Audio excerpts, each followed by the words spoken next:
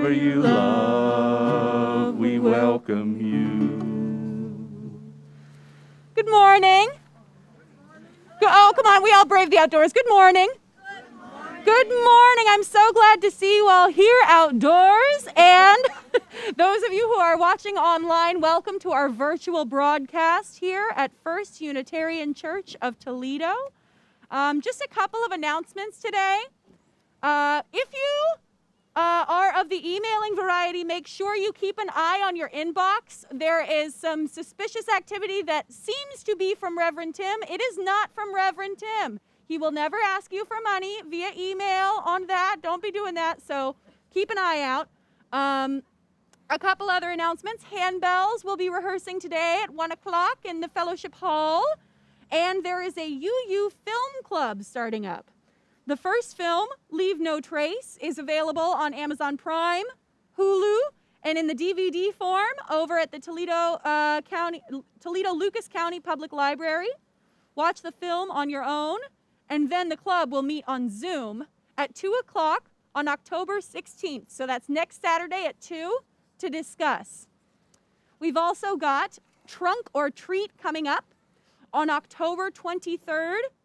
That's 8 days before Halloween in our parking lot. Please consider decorating your car, bringing some treats, and taking part and or bringing kids to get treats. So make sure you've got all of those on your calendar. If you are not already subscribed to our UU FYI, you can find a link in the YouTube description or check in with us after the service, and we'll make sure you're set up. I have these opening words today by Elizabeth Mount. They're called The Church Incarnate. Come into this place, bringing all you hold with you.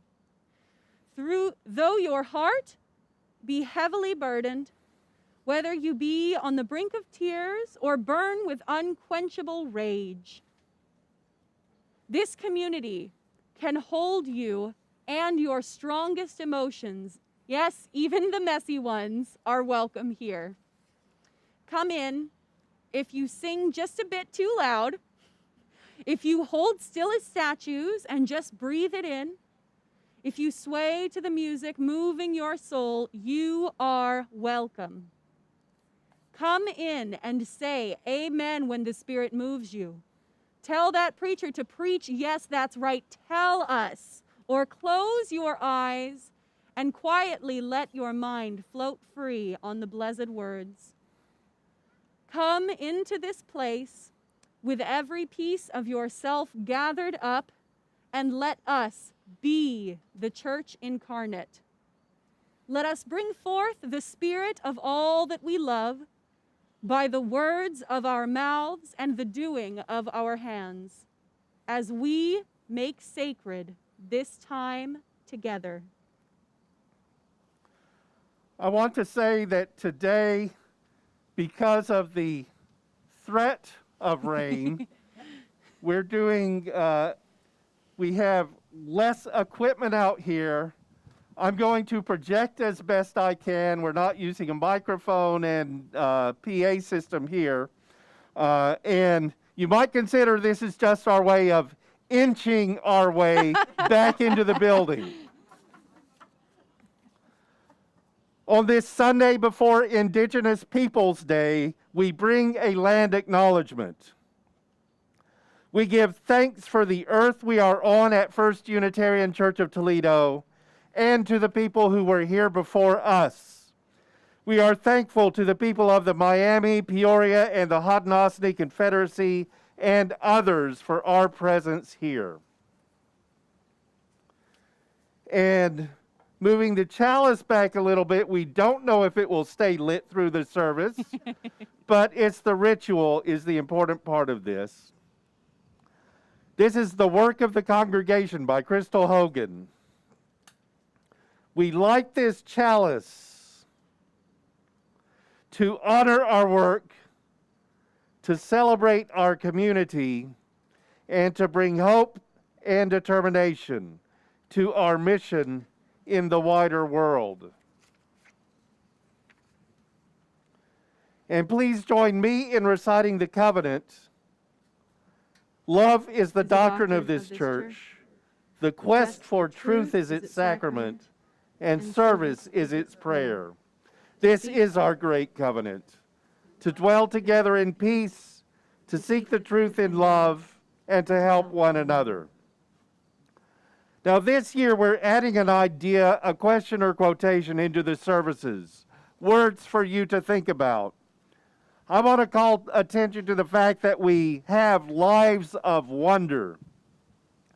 You can sit with the question or quotation yourself, or very briefly at times when we share a congregational greeting. I don't think we're ready to add to physical interactions yet because of the COVID pandemic. But when we're back together indoors and in person, we'll get to this time of better and, we hope, safe sharing.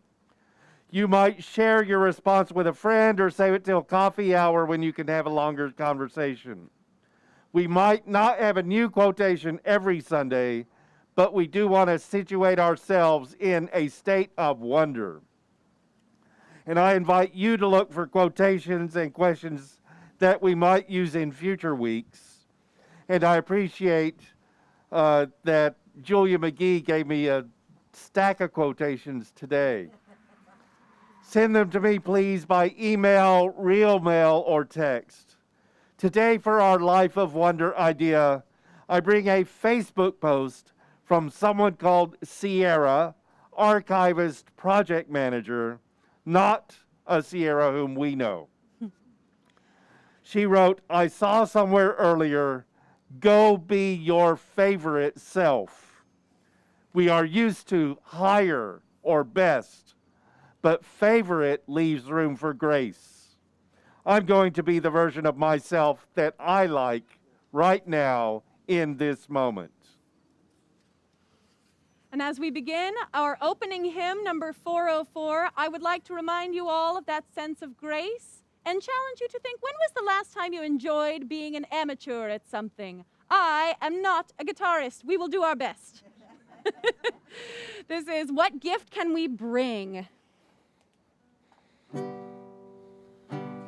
What gift can we bring? What present, what token, what words can convey it? The joy of this day, what grateful we come, remember rejoicing, what song can we offer in honor and praise? Give thanks for the past, for those who had vision, who planted and watered so dreams could come true. Give thanks for the now, for study, for worship, for mission that binds us, turn prayer into deed. This gift we now bring, this present, this token, these words can convey it, the joy of this day. When grateful we come, remember rejoicing, this song we now offer in honor and praise. Our story today is Sustaining the Tree of Life by Lynn Gardner. The tree stood in the middle of the village. Its trunk was so large that it took 6 people holding hands to reach around it. The roots were strong and wide, and its branches spread out over the village square, offering shelter from the rain or shade from the summer sun. Its fruit was juicy, sweet, and plentiful. The people of the village loved the tree. Children played beneath it and climbed on its lowest branches. Young people knew that if you whispered your dreams to the tree, they were more likely to come true. People who proclaimed their love or friendship for one another beneath its branches found their relationships to be nourishing, and elders discovered that their sweetest memories could be counted on when they were near the great tree. The tree had been witness to so much, and when the breezes blew through the leaves, one could hear echoes of generations, laughter, conversations, dreams, prayers, and songs. Animals loved the tree too. Rabbits lived in burrows under the roots. Squirrels and monkeys lived in the branches, and bats and birds flew in to eat the abundant fruit. The tree seemed to buzz with life. One day, a traveling merchant arrived in the village. He rested in the shade and ate two pieces of delicious fruit. This fruit is incredible, he said. I would like to have some to sell in the next villages that I visit. Who owns this tree? No one owns this tree, replied a villager. If anything, we belong to it. Well then, if no one owns the tree, then no one will mind if I pick the fruit, said the merchant, and began to fill a basket. I mind, said the villager, and today I am keeper of the tree. What do you mean, keeper of the tree? We each take our turn being here with the tree. We could never own it. We are here as protectors, as sustainers. That's ridiculous. This tree doesn't need you. You could just take what you need, take what you want. The tree will continue. But the villager couldn't be persuaded. Sir, this tree isn't like that. We don't come here to take from it, even though we receive much. We are keepers of the tree because this is where we are nourished. This is where some of our most precious memories are and where our people have dreamed. This is where we remember who we want to become. Well, said the merchant, you may think this tree is very special, but it still doesn't need you to sit with it. That is preposterous. Ah, replied the villager, the tree itself may not need me, but what of others who come by? Just this morning I sat with a woman whose heart was heavy with worry. Had I not been here, she would have had to carry that weight alone. And this afternoon a tired couple came by, and they rested with me. They said they had been looking for a place like this. And then an elder came by, and we watched the birds in the branches together. And now you are here. You were confused about what this tree is and how to be with it. Imagine if you had arrived and not found anyone here to talk with. You might have continued thinking that everything you do is all about you. Luckily for you, my friend, I'm here to let you know that when you care for the tree of life, it becomes about so much more than just you. And the merchant sat for a while in the shade thinking about these ideas that felt new and a little challenging. As the sun went down, he picked up his bag and headed out of town, whistling a song that he hadn't thought of in years. On his way, he shared a smile with each person he met, his heart feeling strangely light and joyful. And the people of the village, they continued to sustain the tree of life, to care for one another, and to share their gifts with grace and gratitude. May it be so for each of us. For today's centering music, because we are adapting a little to outdoors, I'd love to take this opportunity to all learn together our prelude. It's going to be something that we'll sing a little bit, and those of you who are online, we invite you to get a sense of being here together in spirit as much as in presence. So I'll play once along, and if you can hear me okay? Yeah? Okay. So we'll repeat it and sing along. Sound good?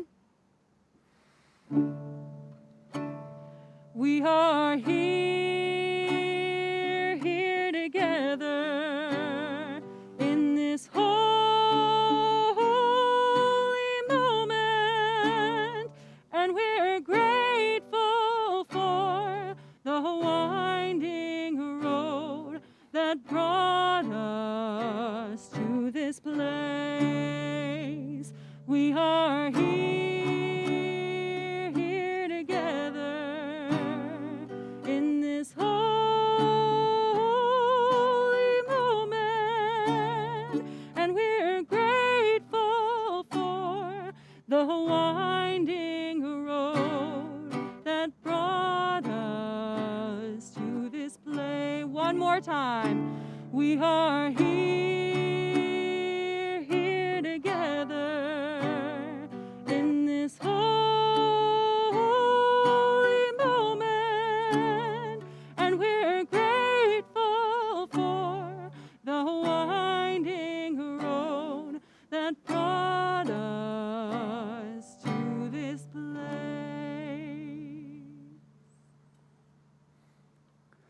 Please join me for our time of meditation, contemplation, and prayer. On our minds and in our hearts, there are deaths. Melissa Jeter just lost her father 6 months after she lost her mother, and we are with Melissa in her grief. The death of John Christensen is still tender to us and to our congregation. There are friends of the congregation who are not well, going into hospice even. And many of us have illness, myself included.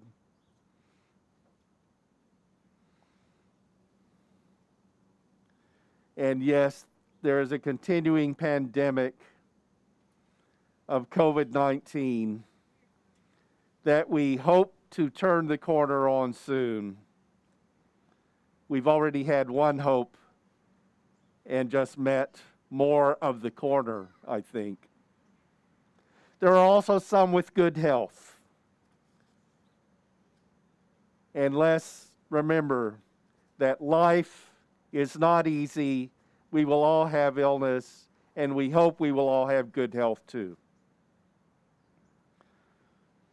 Also, we can meditate, contemplate, and pray about government and politics. Especially these days, the news. I'd like to point out that journalists won the Nobel Peace Prize. And locally, the Toledo News Guild continues its bargaining for a fair contract. And these are indications that there is concern globally to locally for the value of news today. Life's daily challenges continue with us all, and we have appreciation for others helping through the rougher times. And our own joys and concerns, celebrations and sorrows, we figuratively and some of us literally light candles or drop stones in water to visualize what's on our hearts, in our minds and bodies, with our spirits. For the reading at our time of meditation, contemplation, and prayer, we have these words by Richard Trudeau adapted. Help us make this church a refuge from the world, a place where the rules are different. May this be a place, for example, where no experience is necessary, where people are encouraged to risk new things, where a university administrator can try her hand at plumbing if she wants, or a plumber can help manage the finances, or a banker can teach 5-year-olds. May this be a place where people always feel that their efforts have been worthwhile and their energy well spent. And may this be a place where, as in a children's baseball league, everyone gets to play. Help us make this church a refuge from the world, a place where the rules are different. May no one feel invisible here or feel worried about what others might be thinking of them. May no one be bored here. If a person isn't interested in what the minister is talking about today, may they be excited by the music or by a conversation. May this be a place where people are touched, if not by something said, then perhaps by something sung, or by the light coming through the trees, or by the sense that the people who come here support one another.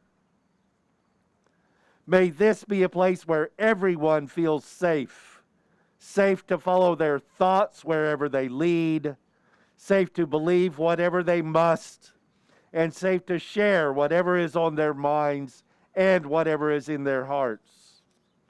Help us make this church a refuge from the world, a place where the rules are different, a place where our wells can fill up again, where we can be refreshed and renewed, so that when we return to the world with our batteries recharged, we can help transform the world into a place where the rules are different.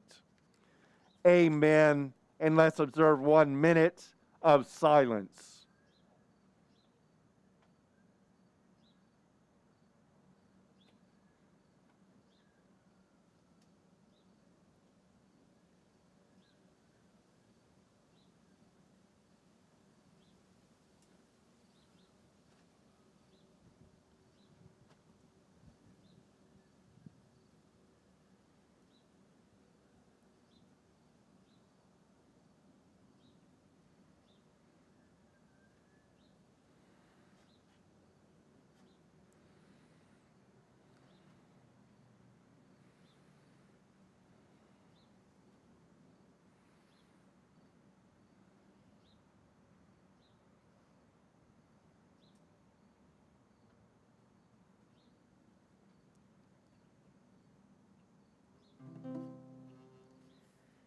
Spirit.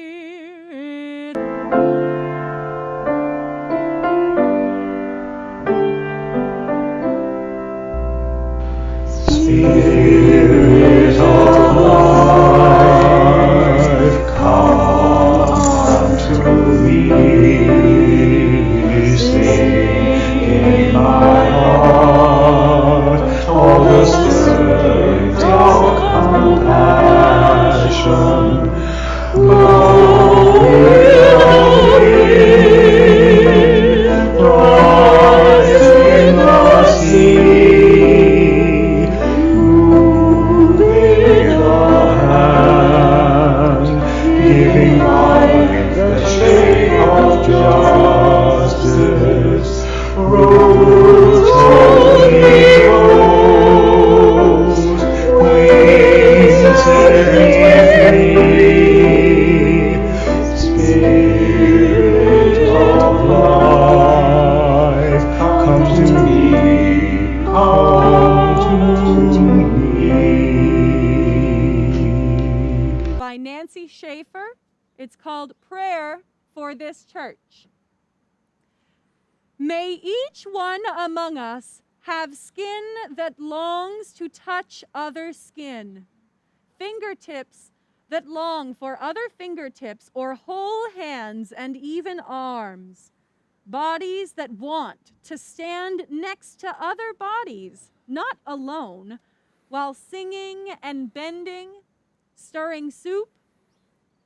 May ones whose skin doesn't cry out for other skin wish it did, and so teach it, so that no one stands alone, and no one aches and does not say so.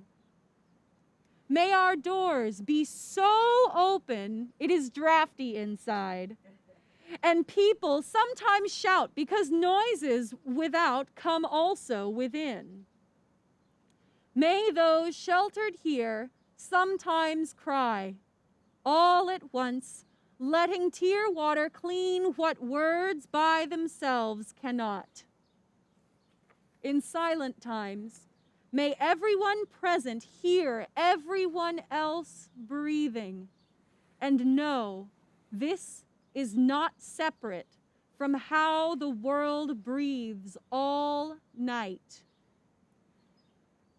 May we always have enough room for those many who want to come in. May those who cherish this church be so glad they cannot stop speaking, stop asking, and may that crowding itself be a gladness as we keep adding rooms.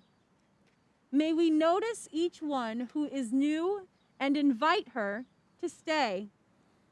May our list of names for the holy not ever be finished. And may we hear God chuckling with us as we find still more. Church has been different over the past year and a half, hasn't it?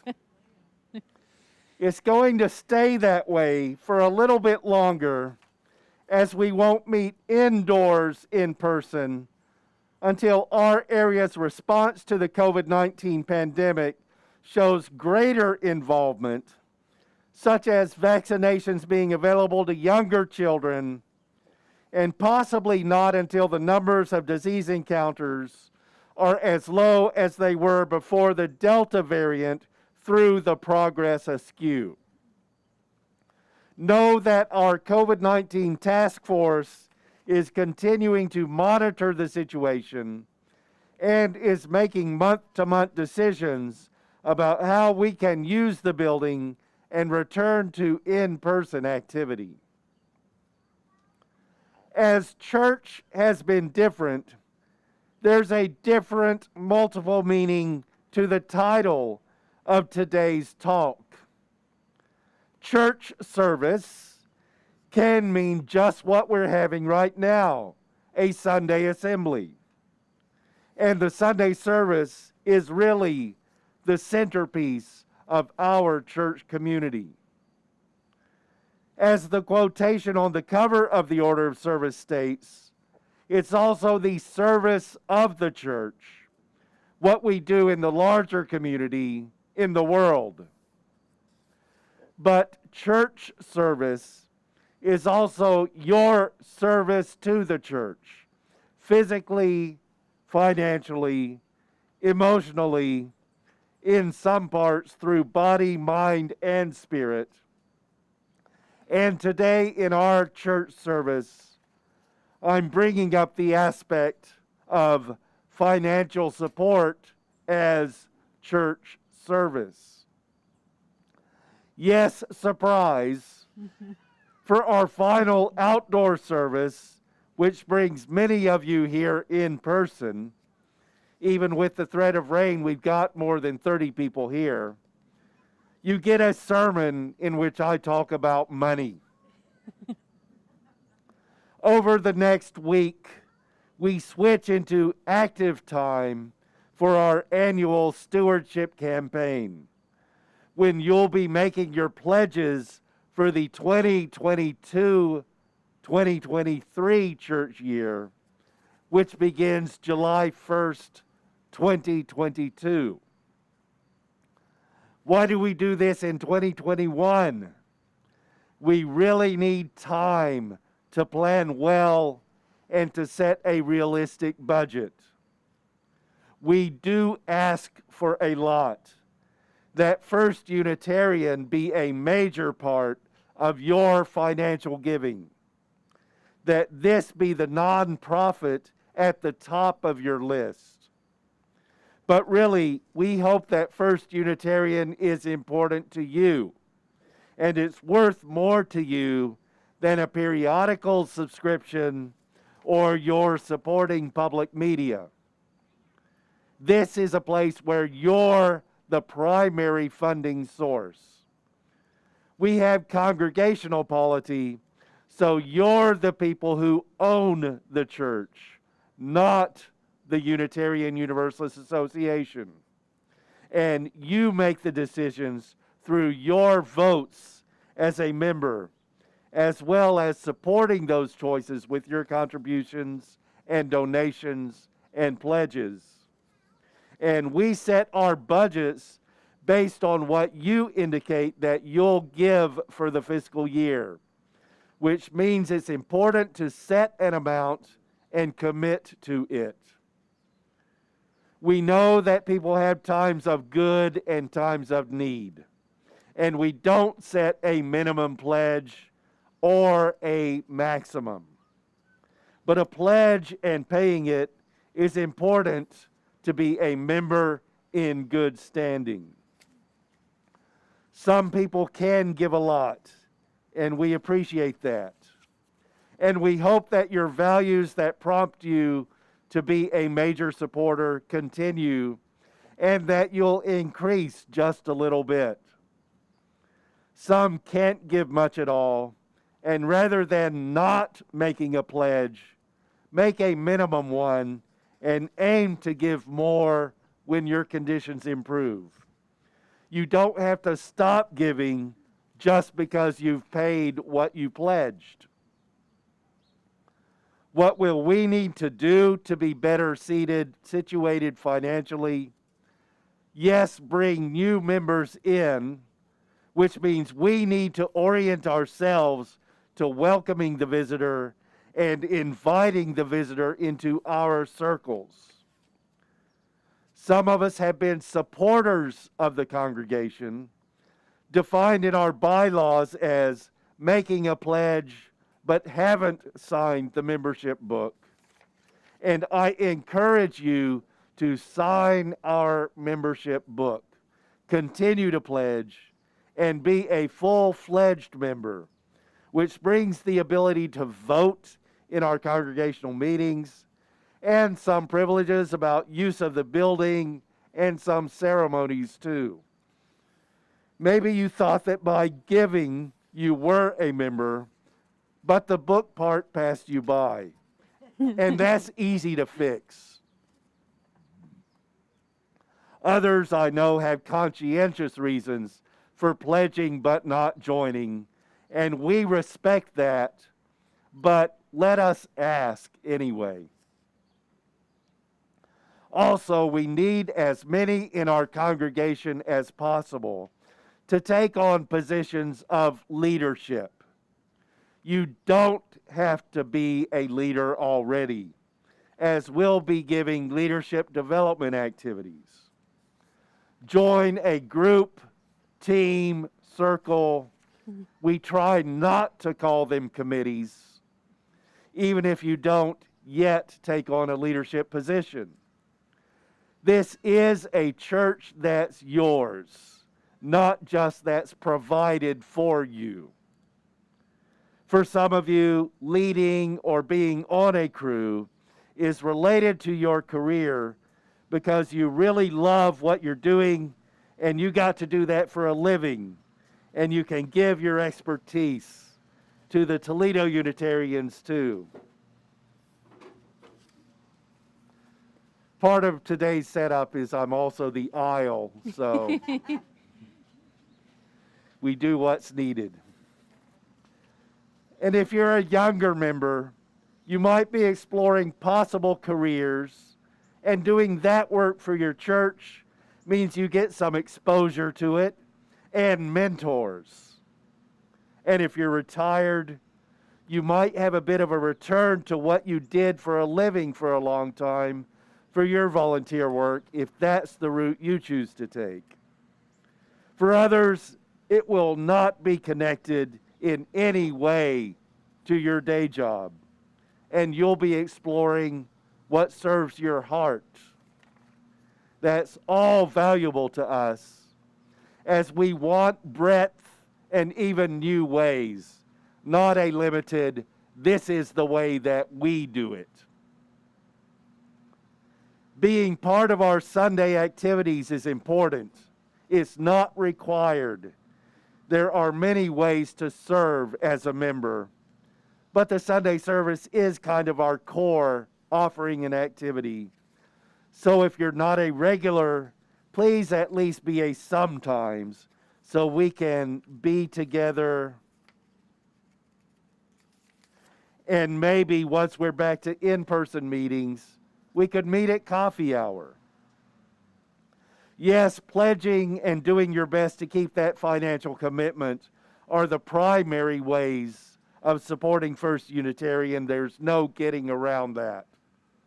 We did not suspend church during the pandemic, but tried to have ways of reaching out with distance and some immediacy, like with a Sunday live stream rather than all the time pre-recorded. We've read that church involvement has reduced in at least 2 ways during the pandemic. Some people are finding that they're fine without their congregational communities. And I hope that in this congregation, that is not the case. And we value the friendships and other connections, as well as the spiritual perspective of our liberal religious faith. And others have kind of put their church on hold while society is pretty much on hold.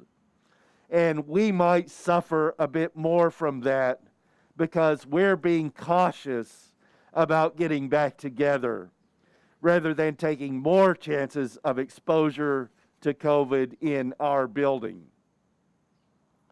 Know that as we can get back together in person, we'll be reimagining some things about the ways we do church. As well, we'll continue with some earlier plans.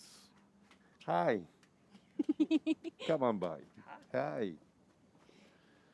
We'll continue with some earlier plans like moving forward on our next capital campaign, not part of your regular pledge, but we have commonly had different ways of giving through pledging, capital campaigns, fundraisers like our auction and bazaars, and asking for a little bit more in the Sunday collection, as well as a few other ways like planned giving is a good approach for some people, remembering the Toledo Unitarians in your will.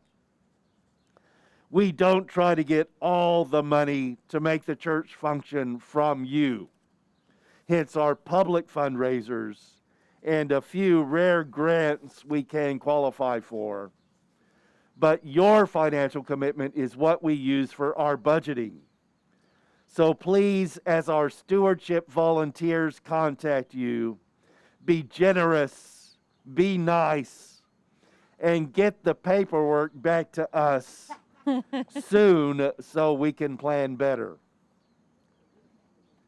The next capital campaign, which is not part of pledging, but a limited time request for dedicated funding for major projects, as our leaders have been in conversation about it, will be primarily dedicated to increasing accessibility to our building and services.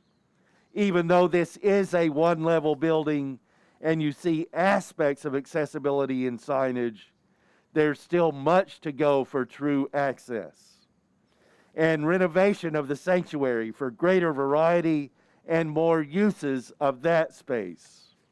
From replacing the pews with movable chairs and an uncarpeted floor that might let us have banquets in there and maybe do some food-based church, to, I hope, making the chancel one level and ramp accessible so we can even present plays if we want, to better making use of installed technology as we expect multi-platform, live, in-person, and online aspects will continue regularly. This has been our building for 13 years now, and we don't have to continue with the design of South Toledo Baptist Church. which built this and later sold it to us, and which now meets in a storefront church in Maumee. We can make some changes to better suit the variety of Unitarian Universalist activity. Your pledge is part of your church service. We'd like you to be part of our Sunday church services as well. As a congregant, or when we're back to meeting in person, consider being part of the chancel crew, or even now you can join our tech volunteers and help with camera, sound, live streaming, and other aspects of presenting online. Consider other ways to give in kind as well as financially, such as serving in a shared ministry aspect of having our church members be the ones who run the church.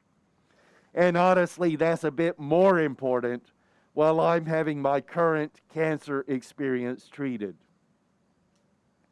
Please make First Unitarian Church of Toledo a priority in your life. We don't promise eternal reward. The come to Jesus moments happen usually from visitors who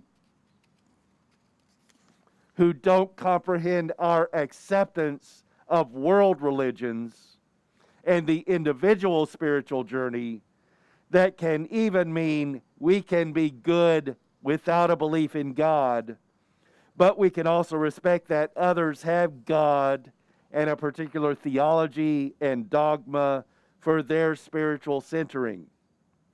Plus, we have devout Christians with a Unitarian point of view as members too. And we know that we're in a group with more of a shared philosophy than shared beliefs. And we see that as good too. We focus a bit more on our efforts to build the beloved community in this world that we know, rather than looking to an afterlife. And many of us don't believe in ghosts, but we'll take up the concept for Halloween at least. But we do have a view of morals and ethics and values being important to living right. And I hope that my sermons help you to consider how we live, if not actually instructing you that way, as your choice is more important than authoritative command. Does this motivate you, inspire you to give? I hope so. I didn't bring a magic story, but more of a grounding plea. Please take it well. You, the congregation, are the important part of our church. More than praise of a higher being as we look to this world, to one another, to our own spiritual aspects within and beyond, to help us with life, the universe, and everything, to use a phrase from Douglas Adams. And really, we can't be a healthy congregation without everyone pitching in. Some more with money and less activity, others with a little money and a lot of physical effort, but everyone taking on the activities they can and giving their best. Be generous, please, Toledo Unitarians, and continue to be good too. So be it. We've now come to our time of offering. If you are so moved, please consider talking to us about the annual pledge. You can always learn more at uutoledo.org. There are ways to give online, and of course, we're always here in person on Glendale. I also want to take this opportunity to thank everyone who has been volunteering their service, especially our production team. And today we even have tent holders. So there are so many ways to get involved at the church. And we encourage you to explore the best fit for you. And our jar for collection is by the camera today. We do have a jar. Now, coming soon, next week, our 9:45 a.m. Spiritual Adventures Forum continues. I don't have the topic, but you don't need that to tune in on Zoom. Then at 11 is our Sunday service on our Toledo Unitarians YouTube channel. The sermon is Jesus People, looking at some friendships of Jesus as told in the Christian Testament. This is part of my continuing series on Jesus, examined from my perspective as a humanist. Usually, immediately after service, we'll have a virtual coffee hour. Today, we are in person, so we get to see each other and say hi. So respect other folks' spacings, but be sure to get that personal time in. We miss seeing you all, and it's such a joy. Now that the weather has cleared up in particular, if you're watching from home, come on down.